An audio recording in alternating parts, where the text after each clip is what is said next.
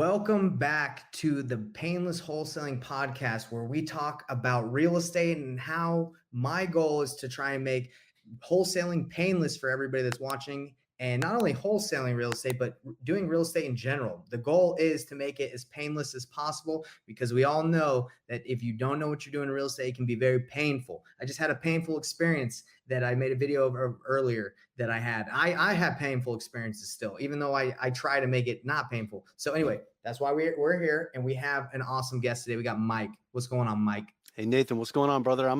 I'm doing awesome right now. How are you doing, man? Dude, I'm actually doing great, and I didn't want to butcher the last name, but will you say it for me, Mike? Smith.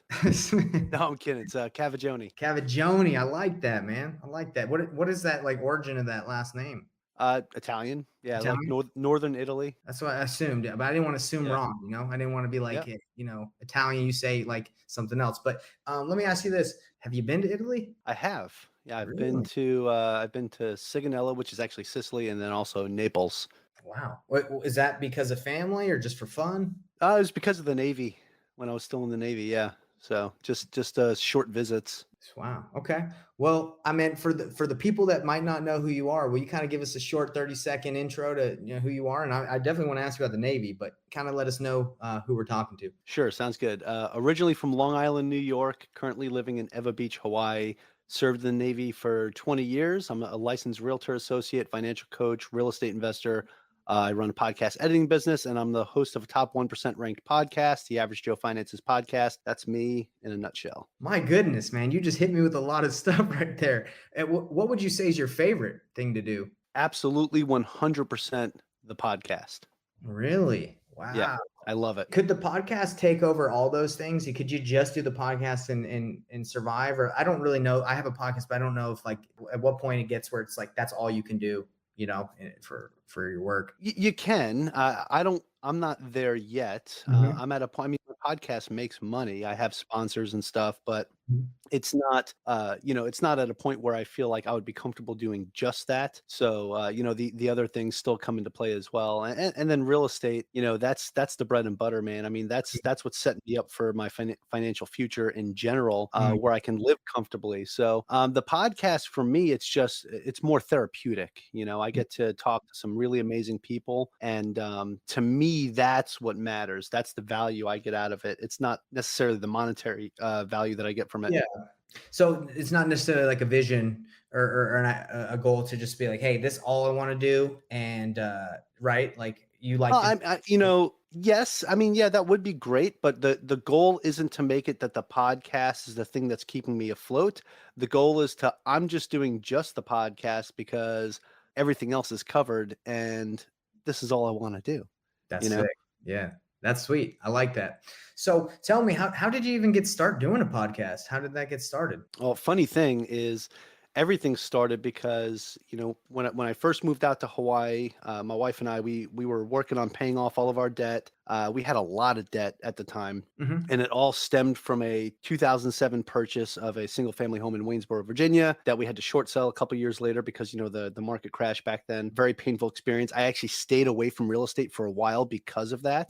The pain. Limiting beliefs and all that good stuff. But I kind of embarked on this journey to pay off all of our personal consumer debts, credit cards, personal loans, all that good stuff. And in the process, I said, you know what? I'm going to start a blog and share with other people like what I've been doing. And just searching for domain names, Average Joe Finances was available. I said, boom, that's the name of it right there. My middle name's Joseph. I got a claim to the name, so we're good. Dang. And that's how Average Joe Finances started. So it started as a blog, and then I had a buddy of mine who started a podcast on personal wellness and resiliency, right? He had been through some pretty rough stuff in life, and he's like, hey man, I think you should start a podcast because, podcasting is going to be huge. And this was about 2.5 years ago. And I was like, maybe when I get out of the Navy, I was like, I'm going to retire soon. Maybe after that. He's like, no, man, just do it now. Just do it now. Even if it's one episode a month. I said, fine. You know what? I'll do it because I like to talk. I'm from New York. I like to talk to people. Yeah. It's just, let's go. So I said, but if I'm going to do it, I'm going to do one episode a week. And that was a pretty tough commitment to set at the very beginning, but I stuck with it. And now I do 2 episodes a week, and it's evolved into this own self-governing system right? With editors, and I have a team that takes care of everything. I'm now at the point where I just record the content, upload it to my team, and then they take care of it. Wow, So that's that's kind of awesome. the story there. How long has it been? Have you been running the Average Joe podcast? 2.5 years. Where you're at right now, could you believe like where you're at? Like, Yeah. I guess what's the best way to word that? I guess your journey and where you're at right now. I mean, it must be interesting to see how far you've come. I don't know too much about your viewership. Has it like can you disclose like what you're doing? Yeah, I mean, so I'm sitting. I have over 150,000 downloads right now, and I've got maybe between 10 and 12,000 downloads a month I get right now. But it took a while to get there. The first 6 months, I was questioning if I should even do this because I was getting 20 to 40 downloads a month, and I'm just like, I'm not Really? sure if this is worth it. And then I sat and I thought about it, and actually, a buddy of mine pointed this out to me. He said, "Hey, Mike, think of it this way: 20 to 40 people in one room. Picture that." I Yeah. said, "Oh, that's like a classroom." I was like, "Okay, so there's some impact there." But it wasn't until I actually like really took it seriously and I decided to put a little more skin in the game and put some money into the podcast.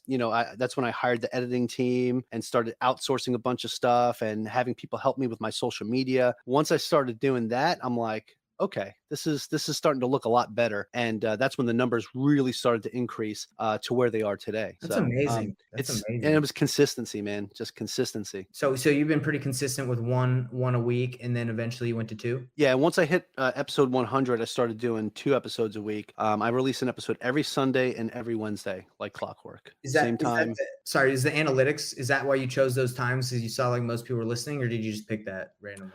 So Sunday was always for me. I always like Sunday because I follow like a lot of the other bigger podcasts. Like I was watching, I always listen to Bigger Pockets and stuff, Hmm. and their new episodes would always come out on Sundays, like back then. And I was like, oh, it's perfect because when I drive into work on Monday, what's the first thing I do is I put on a Bigger Pockets podcast while I'm driving to work on Monday, right? On Tuesday, it's another podcast. On Wednesday, it's another podcast. So it was certain days, right? Hmm. But Sunday always felt like a good day because it was, the weekend closed out. So people were either going to the gym that day and they're listening to the podcast, or they're driving to work on Monday and they're listening to it the next day. And then Wednesday, I felt like I wanted to split them up and have them like have a break in the middle of the week. And I'm like, well, Wednesday is, hump day, halfway through the week. That's when I should have the next episode come out. That was pretty much the logic behind it. Hmm. And I said, I'm just going to be consistent with it, release the episodes. I always do it at midnight Hawaii time. So it's either going to be 5 o'clock in the morning on the East Coast or 6 o'clock in the morning on the East Coast when it actually comes out, depending Wow. on daylight savings time, because we don't do that here in Hawaii. Wow. So So, you like to have it come out bright and early for those early birds, huh? oh, absolutely. Because a lot of my listeners are military. Hmm. And I know out here when I was still in the Navy, I was getting up at 4:30 in the morning to go to work and everything. So I wanted to make sure that Average Joe Finances was available and ready to go. So let me ask you about that. Do you still wake up at that time? No, absolutely not. What time do you wake up now? Now it's between 6 and 7. Still early, It right? depends. I set the alarm for 7. I'm usually up before that. It's like an internal clock. I Yeah. was thinking about switching back to the 4:30. Mhm. I'm not sure if I want to do it, but maybe 5 o'clock will be the earliest I go. The reason I ask you that is recently I just started, it's been about 3 months now. I've been consistently waking up at 4:30. So I'm able to get in like some more reading, doing some more stuff. It's been really helpful, but the only way it's possible is if I go to bed at like 9:30, 10. Anytime after that's very difficult. So I'm assuming when you Yeah. did, right, went to sleep earlier. Oh yeah, 100%. 10 o'clock was cutoff time for everything, no matter what. Oh, So guaranteed. 'cause it Well, still takes me a little while to fall asleep, man. And I was getting between 4 to 5 hours a night. So wow. I don't Okay. know if I could do that anymore. Now I'm getting too old for that. For So sure. Well, that's awesome that you did it, and you definitely. I mean, if you want to go back to it, you definitely can. So let's talk about the podcast a little bit more. I know the title of what we wanted to talk about, or what we named this video, was why every real estate investor should get a podcast. So you want to kind of elaborate on that? yeah, 100%, man. So I actually gave a talk on this not too long ago at a real estate meetup. And some of the things I like to highlight about why podcasting is important is the actual networking side of it, right? Mhm. I don't think a lot of people think of that. They look at, oh, yeah, you interview somebody and you ask them a couple questions, cool, whatever. The other piece of that is you have to think about the power that comes with that, right? When somebody's coming on your podcast, they're coming on your podcast to promote themselves. That's essentially what it is, right? You're a sounding board for that guest. So I don't know, on my podcast, I always give, and you hear this on pretty much every podcast, you always give the guest a time at the end to kind of plug themselves, their website, whatever, right? Mhm. So it's just a way to reach more people and reach more impact. So by bringing people on your show and giving them the reins to your audience, right? You're giving them that viewership, right, Right. outside of their normal scope, or probably some of the same people have listened to them on other shows as well, right? Because Mhm. the Yeah. same circle kind of it's very tight knit, right? But the thing is, like with my guests, I always keep in touch with every single person that comes on my show. We exchange contact information. I mean, I get deal flow in my inbox like something ridiculous. I get over, I wake up in the morning and I'll have 175 unread emails from that, that's come in just that morning because Wow. here I am in Hawaii, and I've got a bunch of people on the East Coast that are just feeding me stuff all the Mhm. time. That's So amazing. it's amazing, but sometimes it's a little bit painful, which is why my VA cleans up my inbox for me, man. Got So to. absolutely awesome. But yeah, so with that came a whole bunch of other pieces of like task management and other things that I had to figure out as my guest list got longer and I was keeping in touch with more people. CRM systems and things like that are very important piece of this because you don't want to just keep in touch with somebody. You want to actually build that connection. And Yeah. that's another thing I like to talk about too, is like when you're networking, besides the podcasting piece, when you're networking, you want to build a genuine connection with somebody, not just oh yeah, I know that person, I know their name and I know their phone number, Mhm. oh yeah, they're cool, whatever. No, I want somebody to remember me. Like, oh yeah, Mike, yeah, that's the guy. Oh yeah, he called me up about my kid's soccer game, and Mhm. ask how Timmy did in the tournament, right? Those are the type of things. And one of the most powerful tools you can use is this thing right here. If Yeah. you have an iPhone, you save a contact on here. You can put notes on that person, important dates, everything. It's one of the best CRM systems that's right here in your pocket, and you don't even know about it. It's true. So that's one of the things I like to do with my podcast is use it as a networking tool. So not only am I networking with my audience, right? I have multiple people that reach out to me, but I'm networking with my guests. And one of the things that's beautiful about that is if they have a large following as well, when they start sharing, oh yeah, I was on the Average Joe Finances podcast and here's what we talked about, because I give them clips. I'm like, here's an audiogram, here's a social media caption video, here's the full video. If you want to take any bits and pieces out of it, go for it. I give them everything. Yeah. Right. And it has been one of the biggest pieces of the growth of my podcast, I believe, is thanks to my actual guests sharing it with their audience. Wow. 100%. That's amazing. That's all wealth of knowledge right there. Because I mean, I can testify to what you're saying to be true because I have also seen that. I started podcasts. I was just doing YouTube, right? So I was just doing StreamYard, and then I was putting the podcast on my YouTube channel, which YouTube's not necessarily built for a podcast model, right? It's more video. So it They're, was a they're getting there. They're working on it right now. but I recently I'm getting coached by Tom Kroll. I don't know if you know who that is, but he's did Wholesaling Inc. He told me, he's like, dude, you got to start an audio podcast. So I started one like two. I just took all my files that are already there, audio from StreamYard, put them into my podcast like 2 months ago, and it's amazing like what I've seen. I was putting out a podcast every day because for the last year I had about 54 episodes, so it was every day. And I don't know, I can't read the data very well. I don't really understand it, but we have like 1,000 downloads and like 10 followers, which I don't know if that's good or not. I think it's better And you than started zero. 2 months ago? Yeah. So Crushing it, man. You're it is, crushing it. and it's exciting because from what you're saying, it's fun to look at the map and where people are listening. You're like, oh, dude, there's some dude in Belgium listening to me. That's interesting. But the other thing that's more exciting is the networking, bro. Like me and you talking, we would never have met, right? Like you wouldn't be able to tell my audience how important it is to have a podcast and say it with an authority that I would. I mean, I wouldn't be able to say with authority you can because I mean, I don't know, but you're doing it and I know what you're saying is true. I just got a text from my buddy who has got a podcast and he's like, hey, I just saw you on Devin's podcast. You want to come on mine? So they see you on other ones. They invite you on yours because they actually can see that maybe if they didn't trust you, if you were legit, now they see you on others and like, okay, I'll bring you on, so it's really Yeah, cool. man. This probably isn't the right word, but it's very incestuous, right? Yeah, man. There's a lot of, oh, I've seen you with this person on this show, and now, hey, come on my show. And there's a lot of that trading back and forth. I get emails all the time about, hey, you want to do a podcast swap? And I'm like, yeah, Mm, yeah, why not? You of know, course. but there's also a lot of folks that try to come on the show that after I review their stuff, I'm like, probably not a good fit, right? And Mhm. that comes with the territory. But you're going to notice, Nathan, as you keep going, you're going to get to the point you're not going to actively seek out guests anymore. Like I do not actively seek out guests. They just email me, right? And I usually just send them to my VA. I say, hey, email this person. And then she sends over the application. I have an intake form. We review that, and then she'll vet it and then send it to me. She says, hey, they passed the sniff test, and then I'll look at it and say, okay, cool, book them. And then she'll send them the booking information. And then another thing for me too is like I only book 45 days out because I've already gotten into a little bit of trouble with the wife in the past where I had something booked 60 days out Mm. and she was planning a trip for the family. And I was like, oh, I got to move the stuff around. And then it got complicated. And she's like, no, no, it's fine. And I'm trying to say, no, I'll cancel. And no, Yeah. it gets into that whole thing. And I'm like, so I said, you know what, 45 days at the most. So I always tell her, hey, always plan a month and a half out, Okay. or That's good. further.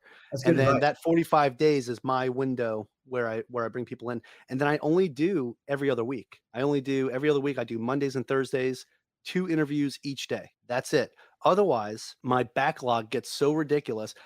I got tired of telling people, even after I started doing 2 episodes a week, I was still telling people, yeah, your episode will come out in 5-6 months. Mm. That's how much backlog I had. So I actually took 2 months off. I took November and December off, didn't do any interviews to get caught up a little bit. And now I'm at this 3-month window. So now pretty much everybody I interview, no matter what, your episode comes out in 3 months. Hmm. But the other side of that, what's frustrating is I'm constantly getting emailed saying, hey, Mike, I've been trying to, book on your show and there's Yeah. no availability for this month or next month. And I'm like, yeah, I do 45 days. So I have to explain it every time. So Yeah. now I got like this little email script that I just copy and paste that I send to people. Yeah, So I'm sure you get hit up a lot by, I think it's podcastbooking.com. I think that's like a service or something. I oh got yeah, I get a whole bunch of agencies, man. It's right crazy. agencies. I got hit up by one the other day. It's pretty interesting because I got hit up by one that represents the guy who does AdWords Nerds, which runs pay-per-click advertisement. And I Nice. actually, when I started, I used he was like helped his service helped me get one of my first deals. So it's like, oh wow, his agency hit me up to come on my podcast. So I'll tell him that when we talk. It's Yeah, crazy. that's cool, man. Yeah. That's really cool. Yeah, it's interesting. But yeah, so what advice would you give to the listeners that like want to start a podcast but have no idea how to start? Well, definitely, there's so many ways to get started. I mean, if you need a place to start your podcast and host it, Anchor is free. And I think they're changing it to like, it's going to be called Spotify Studio now or something. I saw some email about that. Mhm. I used to be on there. Now I'm on Buzzsprout because I love the way that it's set up. But that costs money, right? But like I said, Anchor's free. You can do it on your phone with some headphones. It's pretty nice. I mean, you can record stuff directly to it if you want to do like a solo podcast.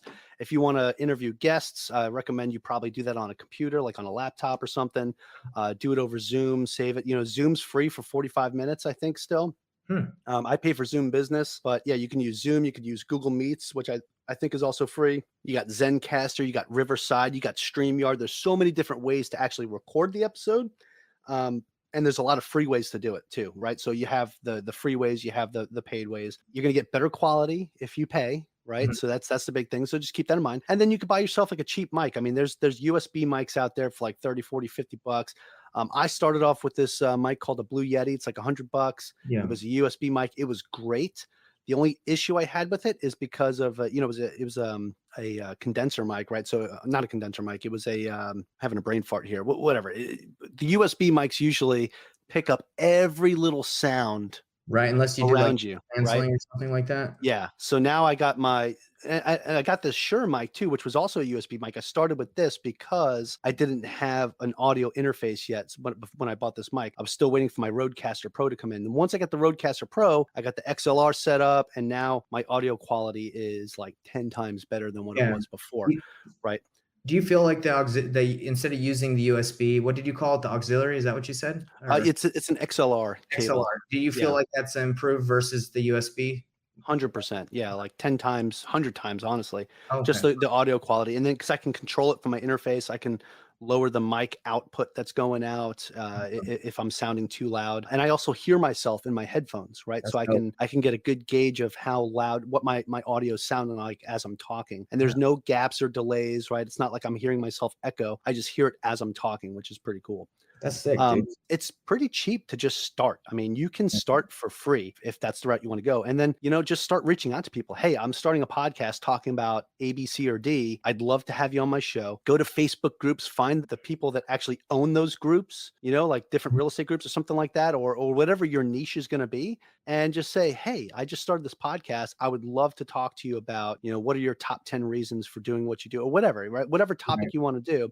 And most likely, because people like the clout or the attention or whatever, they're going Mhm. to say, yeah, I'll come on your show. And then you interview them and then share the stuff with them. Let them share it with the group, right? Now you're not breaking anybody's rules or anything. Yeah. And you start building an audience that way. And That's a that's great one of the idea. That's a first good ways I started. that's a great idea with the Facebook group because they can put it to their audience. Yeah, that's Yeah, huge. I learned that from another podcaster, man. I'm actually in a podcast mastermind, and one of the guys in the group is really good at this stuff, and that was one of Wow. his ideas, and I was like, What's "This is his name? awesome." What's your guy? Phil Better. Do you know who Yeah. Darren Bentley is? No, He I'm not does. familiar. I'm sure there's quite a few guys out there that specialize in the podcast, building it. So I'm writing this down because this is good stuff. This is Yeah. applicable for me too. So reach out to Facebook group owners and then interview them. Is that what you're saying? You should Cool. check out the mastermind too, man. I facilitate it with Phil. Well, It's let's called go. What is it called? the podmastermind.com. So let me ask you this: I'll definitely check that out. But I want to Yeah. know do you ever interview anyone outside of the realm of real estate, or do you try to keep it within that niche? Yeah, so I do interview people outside of real estate, but it's everything for me is all financial literacy based. Mm, So, the reason why I interview real estate investors is because of the financial literacy side of it, and gaining financial independence. That's like the whole focus of Average Joe Finances. But I brought people on that are day traders. I brought people on that cool. are strictly, just in index funds and ETFs. I've brought people on that are in the fire community. I've brought people on that do crypto and NFTs, and I still don't know anything about that stuff. Yeah. Even after asking them all the stuff that I needed to know to make myself smarter, I feel like I still don't know a thing. But yeah, I like to just keep it in Okay. that realm. So my computer is about out, but I freaking Yeah. feel like we could talk for another 10 or 20 because I love this topic. So let me ask you this. Do you help people? Like, let's say somebody that's watching this wants to do this but needs some help. Do you provide anything like that for people? Yeah. So I do podcast coaching as well. Besides the financial coaching, I didn't really put that in my background, but I've helped a couple people. But I usually refer people to the mastermind because Mhm. it's just a group of folks that really bring in some great ideas, and it's actually cheaper than using me as a coach, honestly. Because I have to charge for my time. Of course. But yeah, I do help people with this. I do have like a free checklist, like how to start a podcast. It's like 20 steps. Soup to nuts, everything. So yeah, I offer all that. I've got a couple free resources that I offer. So if people want to check that out, I could definitely, send it over. In your mastermind or what you've learned from, do you feel like having one thing you really push, like a podcast versus like a YouTube channel, a podcast, a Facebook group, and all this other stuff? Do you feel like having one is more efficient and better, or do you feel like it's okay to have multiple platforms that you push? I'm on all of them, brother. Okay. You have to be. Okay. It's about presence, right? Yeah. My YouTube channel probably, I mean, it doesn't get as much views, I think, as my podcast does, Mhm. or although it's starting to even out. They're starting to catch up to each other. Right. But the thing is, like, I look at that and I'm like, well, if I add these numbers from YouTube to my podcast downloads, like I'm doing significantly more. I'm reaching more people than I really thought I was. So that's the other thing you got to look at too. And then like your social media posts, how many people are seeing those clips of you talking about it? Mhm. They might not necessarily click the link to go listen to your podcast, but it's going to be stuck in their head. And now you might get a new follower, or I'm going to go subscribe to that podcast, and they might listen to future episodes. So I love it. those are the things you got to think about. That's true. And I am on all, but I just didn't know if it was better to push one if you're really trying to go in. Uh, Last thing I want to ask you before we wrap it up. What is one golden nugget? What is one thing you'd like to leave the listeners with that you want them to remember you by, or them to know? I would say that no matter what you do, even if you don't start a podcast, and this is also related to real estate, is consistency is the biggest piece of whatever you do. If you're chasing down leads to try to get that next deal, consistency is going to be your biggest partner, right? If you're trying to grow a podcast, Mhm. consistency, getting those episodes posted on the same time, same day, every day, whenever, is going to be your biggest asset to helping you grow. If you're trying to grow your social media, consistency, right? You're posting every day and this and that, right? Those are the things that are going to help you grow, and I believe almost in any prospect of life, right, is Yes. consistency. Yeah. So that's what I'll leave you with. I love that message, and I agree. Consistency is the key to everything. Well, hey, Mike, appreciate you having you on here, man. And I'd love to go on yours. I don't know if I've scheduled the time to go on yours, but Yeah, I think we have it on the schedule, or we're working it out. So well, I know you're booked up, brother. But hey, I can't wait to be on the Average Joe's podcast right there. yeah, man. All right. Well, if you need anything, let me know. I appreciate it, and we'll catch you later. All right, sounds good, brother. Aloha. Bye.